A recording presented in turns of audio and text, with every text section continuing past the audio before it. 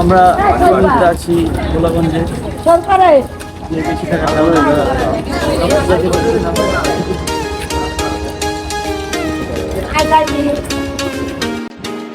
আসসালামু আলাইকুম, সবাই কেমন আছেন? আশা করি আল্লাহর রহমতে ভালো আছেন। আপনাদের সবাইকে নতুন আরেকটি ব্লগে আপনাদের স্বাগতম। আজকে আমরা চলে এসেছি সিলেট জনপ্রিয় একটি পর্যটক স্থান ভোলাগঞ্জে। পুরো পর্যটক স্থান ভোলাগঞ্জ আপনাদের সুন্দরভাবে দেখাবো। আজকে পুরো যাতায়াত খরচ, সুন্দর লোকেশন এবং আমার অভিজ্ঞতা কিছু আপনাদের সাথে শেয়ার করব। ভিডিওটা আপনারা শেষ পর্যন্ত দেখবেন। আমাদের নৌকা ভাড়া জনপ্রতি 8 জন করে 800 টাকা নিয়েছে। আপনাদের জনপ্রতি 8 জন করে নৌকায় উঠতে পারবেন, কারণ পর্যটক পুলিশরা থাকে, তারা বেশি লোকজন উঠতে দেয় না, কারণ বেশি লোকজন উঠতে দিলে নৌকা দুর্ঘটনা হতে পারে। এই জন্য সতর্কতামূলক আপনারা বেশি লোক উঠবেন না। আমরা এখন আমি এই মুহূর্তে আছি গোলাগঞ্জে। সব কিছু ডুবে যাওয়ার কারণে যাইতে পারলাম না, চলে যাচ্ছি। সবাই ভালো থাকবে। আমরা আসছিলাম পরে অনেক বৃষ্টি নামছিল এবং আশেপাশের লোকজন বলছিল যে নদীর ঢল নামছে, এই জন্য প্রথমে আমরা যেতে চাইনি। পরে আমরা আবার উঠলাম নৌকায়। এখন আমরা চলে যাব নৌকা দিয়ে ভোলাগঞ্জ দেখতে। ভোলাগঞ্জের রওনা হচ্ছি, নৌকা দিয়ে ঘুরে বেড়াবো। রাস্তার দুপাশে সবুজ গাছপালা এবং গ্রামের সুন্দর পরিবেশ দেখতে দেখতে মনটা ভালো হয়ে যায়। সিলেটের প্রকৃতি সৌন্দর্য অন্যরকম।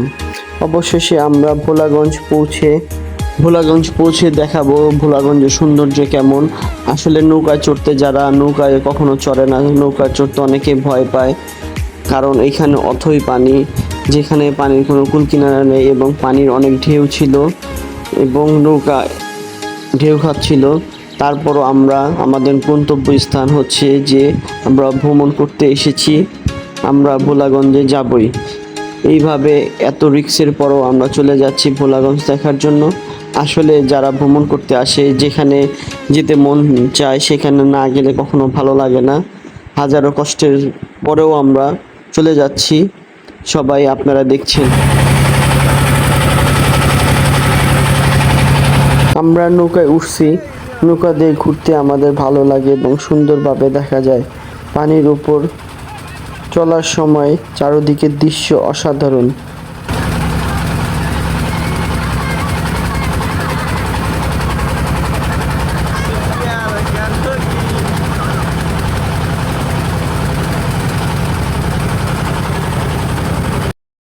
চারিদিকে পাহাড়, স্বচ্ছ পানি, আকাশ, সব মিলিয়ে দারুণ পরিবেশ। দেখতেই পাচ্ছেন পানির রং কত পরিষ্কার, পাহাড় দেখা যাচ্ছে, হালকা বাতাস। ভ্রমণটা খুবই সুন্দর। আপনারা ছবি তুলতে যারা ভালোবাসেন অবশ্যই এই স্পটে চলে আসবেন। এতে সুন্দর ফটোগ্রাফি করতে পারবেন এবং দারুণ ক্যামেরাতে অনেক সুন্দর লাগে। আমরা নৌকা ভ্রমণ করতে করতে আমাদের ভোলাগঞ্জে গোসল করা শেষ কারণ ভোলাগঞ্জে নৌকা দাঁড়িয়ে থাকে, আপনার আপ ডাউনে 800 টাকা নেয়। 8 জন মানুষ করে নিয়ে যায়, ওরা সময় দেয় 1 থেকে 2 ঘন্টা। আমরা বলে প্রায় 2.5 থেকে 3 ঘন্টা সময় নিয়েছি, কারণ এখানে বেশি সময় ওয়েট করা যায় না, কারণ নৌকা পরে পাওয়া যাবে না। এই জন্য আমরা আবার ফিরে যাচ্ছি আমাদের গন্তব্যস্থানে। এখন আমরা চলে যাব জাফলং 0 পয়েন্ট বল্লারঘাট, ওই স্থানে। আমরা চারদিকে প্রকৃতি দেখতে দেখতে আমাদের জাফলংয়ে চলে যাচ্ছি, যেখানে গেলে 0 পয়েন্ট পাওয়া যাবে, মায়াবী ঝর্ণা, আরও কত কি। আপনারা আমাদের সাথেই থাকবেন, অবশ্যই ভিডিওটা শেষ পর্যন্ত দেখবেন।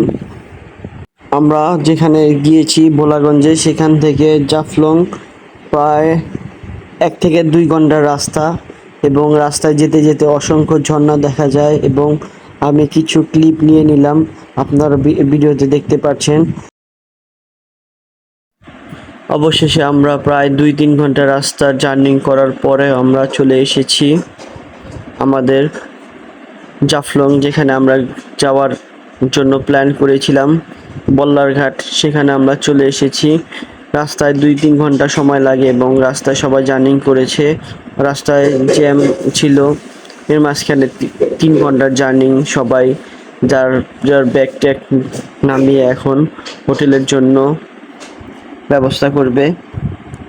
আমরা জাফলং বল্লারঘাটে কোন হোটেলে থাকলাম, কয় টাকা খরচ হলো এবং কোথায় কোথায় ঘুরতে গেলাম, আমাদের কস্টিং খরচ কেমন পড়েছে, সকল অভিজ্ঞতা আপনাদের মাঝে শেয়ার করব। এবং অবশ্যই যারা এখনও জাফলং এ আসছেন বা আসেন নাই, তারা অবশ্যই বল্লারঘাটে থাকবেন। এখানে তুলনামূলকভাবে অনেক ভালো কিছু আছে। আশেপাশে অটোর মাধ্যমে ঝর্ণা দেখতে যাওয়া যায়, আর্মি ক্যাম্প, চা বাগান, তারপরে খাসিয়ান পল্লী, আরও অনেক কিছু ঘোরার জায়গা আছে। আপনারা যারা এখনও আসেননি অবশ্যই আসবেন। সবাইকে ধন্যবাদ।